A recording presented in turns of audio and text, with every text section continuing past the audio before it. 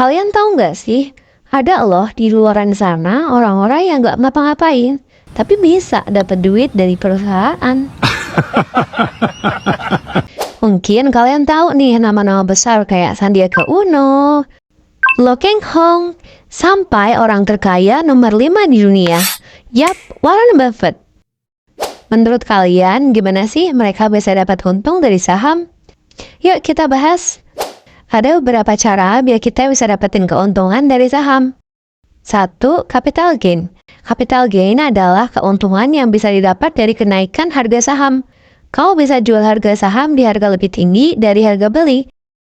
Contoh, dulu kamu beli BBCA di harga 8.000, dijual lagi 9.000, jadi untung kan 1.000 per lembar. Tapi ingat, selain capital gain ada juga capital loss. Capital loss sendiri adalah penurunan harga saham yang kita miliki.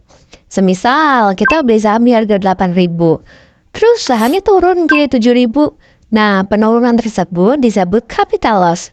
Berarti kita rugi dong. Iya, benar, rugi banget kalau dijual. Bisa dihindari nggak sih capital loss-nya? Jawabannya bisa. Dengan cara apa? Tahan dan tunggu sampai harga naik baru kita jual.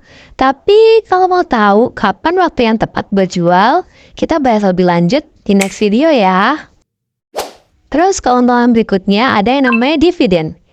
Apa sih dividen itu? Dividen adalah keuntungan suatu perusahaan yang dibagikan kepada pemegang saham.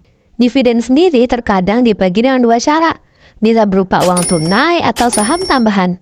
Tapi kalian harus ingat, nggak semua saham ngebagiin keuntungan lewat dividen. 3. Likuiditas tinggi. Saham bisa cepat dijual dan cairkan selama ada pembeli di pasar. Proses jual beli saham di sekuritas cenderung lebih mudah dibandingkan kita berinvestasi di sebidang tanah atau bangunan.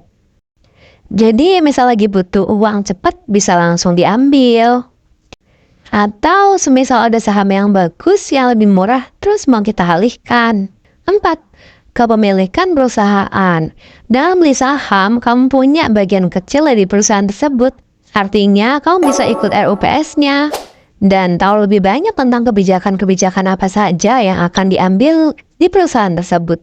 5. Potensi hasil lebih tinggi dari investasi lain. Dalam jangka panjang, saham bisa kasih imbal hasil lebih tinggi dibanding kita taruh di tabungan atau deposito.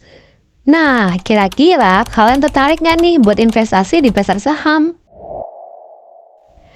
Jangan lupa like, subscribe, dan nyalakan notifikasi biar nggak ketinggalan info menarik lainnya.